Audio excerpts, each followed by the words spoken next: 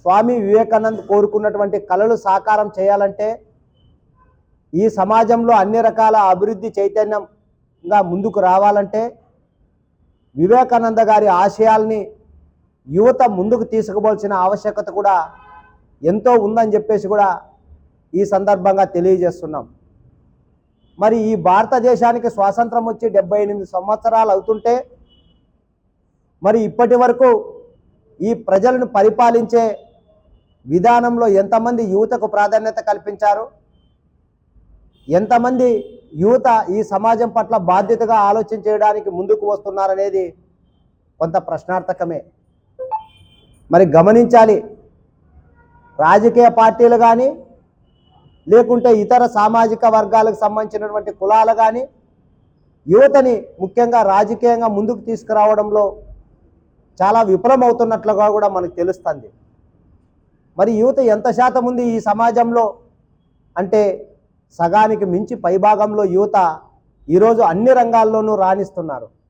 మరి కేవలం రాజకీయ పరిపాలనలో మాత్రమే యువతను అణగదొక్కే విధంగా లేకుంటే వెనుకలాగే పద్ధతుల్లోనో లేకుంటే వాళ్ళ ఆలోచనలు ఎప్పటికప్పుడు అణిచివేసే విధంగా ఈ రాజకీయ పార్టీలు అవలంబిస్తున్నట్లుగా కూడా మనకు తెలుస్తుంది. మనం రాజకీయ పార్టీలను ఉద్దేశించి విమర్శించలేం, కానీ అయితే యువతకు జరుగుతున్నటువంటి అన్యాయాల పట్ల మాత్రం మనం గల విప్పి మాట్లాడాల్సిన బాధ్యత మన మీద ఖచ్చితంగా ఉందని చెప్పేసి కూడా మనం తెలియజేసుకోవాల్సిన అవసరం ఉంది. మరి అలాగే ఇప్పుడే చూస్తున్నాం, అసెంబ్లీలో కానీ పార్లమెంటులో కానీ ఎంతమంది యూత్ ఉంటున్నారు, కేవలం వంశపార్య రాజకీయాలు చేస్తున్నారు. మరి వంశపార్య రాజకీయాలతో పాటు వాళ్ళ సామాజిక వర్గాలకి అధిక ప్రాధాన్యత కూడా కనిపిస్తుంది. మరి అట్లా కాకుండా ఇప్పటికైనా అన్ని రాజకీయ పార్టీలు గుర్తించాలి, యువతకు ప్రధాన భూమిక మొదటి భాగం ఏర్పరిచే విధంగా కూడా ముందుకు రావాలని చెప్పేసి కూడా all India youth revolutionary forum ద్వారా కూడా మేము అడుగుతున్నాం. మరి ఇదే విషయాన్ని ఇక్కడ ఉన్నటువంటి కూటమి ప్రభుత్వం కానీ కేంద్రంలో ఉన్నటువంటి బీజేపీ ప్రభుత్వం కానీ వెంటనే స్పందించి ఖచ్చితంగా యూత్ని ప్రోత్సహించి వాళ్ళలో ఉన్నటువంటి ఆలోచన శక్తి ధైర్యాన్ని ముందుకు కదిలించే పద్ధతుల్లో సహకరించాల్సిన బాధ్యత కూడా ఆయా రాజకీయ పార్టీలకు కూడా ఉందని చెప్పేసి కూడా తెలియజేసుకుంటూ, మరి ఇదే కాకోకుండా యూత్లో ఇప్పుడున్నటువంటి పరిస్థితుల్లో ఈ మద్యం కానీ డ్రగ్స్ కానీ లేకుంటే ఇతరత్ర కొంత అల్లరి చిల్లరి మూకలకి వ్యతిరేకంగా దూరంగా ఉంటూ యూత్ని సమాజం పట్ల కొద్దిగా శ్రేయస్సు కోరే పద్ధతుల్లో ముందుకు తీసుకురావాల్సిన బాధ్యత కూడా యూత్గా మీకే ఉందని చెప్పేసి కూడా తెలియజేస్తున్నాం.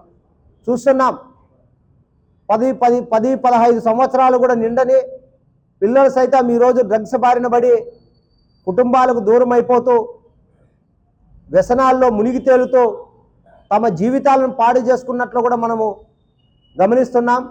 మరి వాటికి కూడా మీరు దూరంగా ఉండాలి.